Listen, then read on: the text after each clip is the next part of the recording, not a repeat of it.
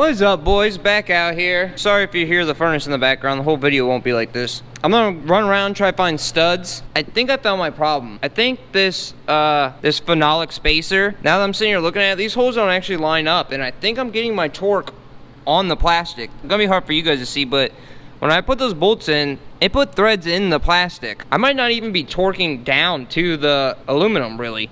I think I've been sitting here torquing it, thinking that it's tight, and I'm actually just torquing on the plastic. I hope the threads on the aluminum aren't messed up. Here, let me take this off and check those threads on the aluminum before I even waste my time trying to find longer studs. Yeah, I don't know if it's gonna show up on camera or not, but I'm gonna go try to find studs, and I'm gonna drill these holes out bigger. I can't tell if it just got hot and like went around the bolts, but there's definitely threads in here now, and it wasn't. Dude, I hope this thing isn't melting. I mean, it's definitely gotten warm, but... Okay, boys. After running around all day, like for real all day, I just got some thread all. I went to Summit, I went to a couple other places. I ended up having to just go to a hardware store, got thread all. This is how they sold them. They didn't sell like a whole stick of thread all. They sold them all this length. These ones I cut some off of, the ones that go on the front, so they're not sticking out anything crazy. I mean, they're definitely gonna be long. Probably should have cut some more off of there. You got 3 medium ones in the front, 2 long ones in the back, then 2 short ones on the sides. You can see the ones that aren't cut are exactly the same size as these. There's like 2 more threads longer than this total, so it should be more than enough to get like a locking nut on there. Yeah, see, these like don't even fit in the holes. I don't know what, they definitely did. Like it must have just got hot and like warped around the threads. Cause look, this doesn't even fit. Should probably cut a slit in these so I can use a screwdriver to tighten them down. Yeah, see, I'm all the way through. I'm gonna have to get the right height, put some Loctite on there, and let it sit up. First thing though is I gotta drill these holes out, because right now nothing even fits in there. You know, look, you can even see how it's like tapered now. You can see how on the one side it'll fit in, and then it stops, it doesn't go all the way through. It's like just the bottom part got hot, which I mean, it's doing what it's supposed to do. It's supposed to separate the heat. The bottom part got hot, top part didn't. Okay, well, I just realized that I actually turned the camera off when I thought I was turning it on. So I went through, drilled both sides just to like ream it out real nice. I thought about going a step up in a bit, but I don't want them to be too much bigger. Right now it just like falls, like this is pretty much how it was when I got it. Barely fits in there, just a little bit bigger. So I just went both sides and then did a little reaming action in there. Okay, the front ones I can definitely run all the way in because these stop. These front ones bottom out. These 2 back ones go, and these side ones go all the way through. So these ones, I am going to go ahead and like get all ready. I want to put a slit in there so I can put a flathead screwdriver on there and crank them just a little bit. I don't know how I messed that one up so much. Look at that. That one's way over there. I'll put the screwed up one right in the middle so everyone can see it. You ever see this car in person, just come up, look at that one stud right in the middle and be like, you're an idiot. Alright, I'm gonna run those all the way home to where they bottom out, put everything together and see if I got enough room for a nut. If I do, I'm gonna take it all back apart, fill them with Loctite. The way I did this, if you're trying to do this, since I'm using thread all, I don't know how far down I can go. Because the back ones I can go forever. It's just all the way through. So I got it all the way threaded in, and I got it to just where there's a thread sticking out the top of the nut. Now I'm gonna take these nuts off, and I got the front ones. See how much longer the front ones are? I should cut more off. This is perfect right there. I got more threaded in than even the ones that were in there before. So there's more thread down in the runners than this. I got pretty much the same amount sticking out. There's only 2 or 3 threads sticking out of the other stud kit.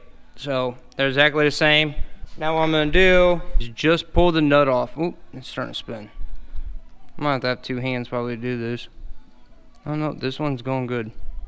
As long as the stud doesn't move, just watch that stud. Make sure that stud does not move.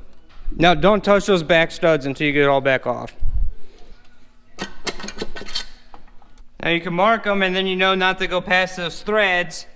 I'm also gonna put a nut on there. Just don't let the stud move. Now when you do that, you can take these studs out, fill those threads with Loctite. Don't let that nut move. Oh yeah, we're good. Plenty of material. Way more than the other kit. Look at the other kit. The other kit's only got like 3 things that go in there. So there's even more meat with this setup. I put a lot of blue Loctite on there. Like a lot. No reason, I'm an idiot and it came out too fast. I'm gonna let that sit just for a couple minutes and then I'm gonna put it on there just to the nuts.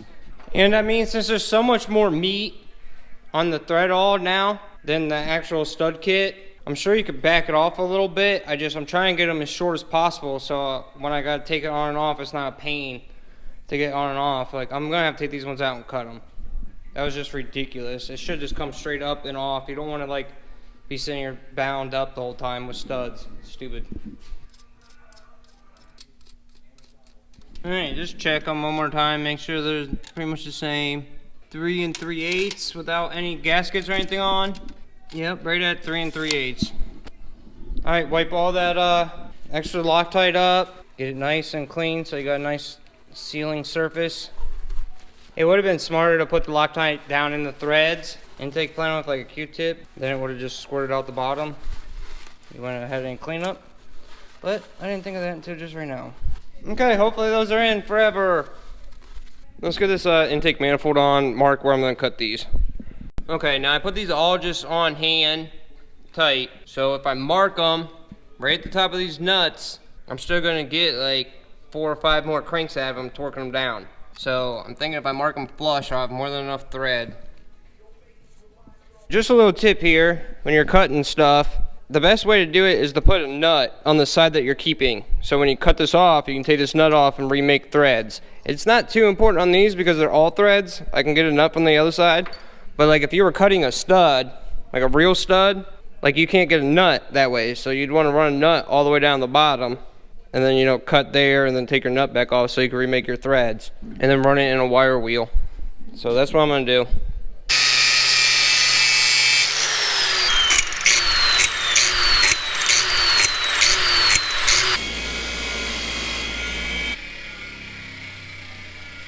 Okay, since these ones are getting pretty much like torqued down into the intake runner, I want to put a little slit in there for a flathead. Soak these in blue. Yeah, see, sometimes it just comes out too fast. Whatever. The plan is to never have to take these back out anyways, so if it actually works, then we're good. Make your own stud kit. Now, I actually called 3SX the other day to ask them if they could get me studs for this. He made it seem like it was gonna be like this big waiting, ordering process. And I know that after I did my video of this spacer, that a lot of you guys went and bought it. Here's a nice little quick video for you if you bought the spacer and you want studs. That's pretty much where I'm going at with this one. I don't know what I'll call it yet, but. So I got like these locking nuts that are misshapen at the top, but I also got these ones that have the grooves at the bottom. That's where I ran before with no washer, because once you get them tightened down, they bite in. Yeah, I think I'm gonna run these again. Leave it down in the comments if you guys think I should upgrade to these. So it calls for 13 with factory bolts. I've talked about this before in the past. I've even asked guys at 3SX. They all say even with their studs, they still just torque it down to 13. I think I'm gonna set my wrench for 15. Okay, well that's 180 inch-pounds. I'll do it in stages. I'll get them snug and then go back and torque them all. Now we can start doing that valve cover. I should have put that valve cover on forever ago instead of leaving that open like an idiot. I gotta clean all this up and get silicone in those corners. I don't even know how many times I've walked you guys through this. It's really easy. Just put a dab of silicone in all these cam caps, just like a pea size, in all these corners. I don't follow the torque spec. I've done it, and every time I've followed to the book, it's like 8 in like this weird pattern, and I've done it, and it always ends up leaking. So I just do them hand with a small little baby ratchet like this. Just hold it like this the whole time until they get snug. And then maybe like a quarter turn after they're snug. All right, got a new gasket on there. I even put the new outside one since that one's actually from Japan. Okay, and I got my silicone sitting here. I'm weird. I mean, I guess it's like a 50-50. When I put silicone on something like this, I usually let it sit for like 15 minutes. And I also put silicone all down the bottom because I've had it leak. out there before. I just like put it very fine, like just with my finger. I'm gonna let it sit for like 15 minutes because I don't like to put it on. I know like some of, if you read the back of some of them silicones, they'll say put on immediately and then let sit loose for like 20 minutes, then torque down.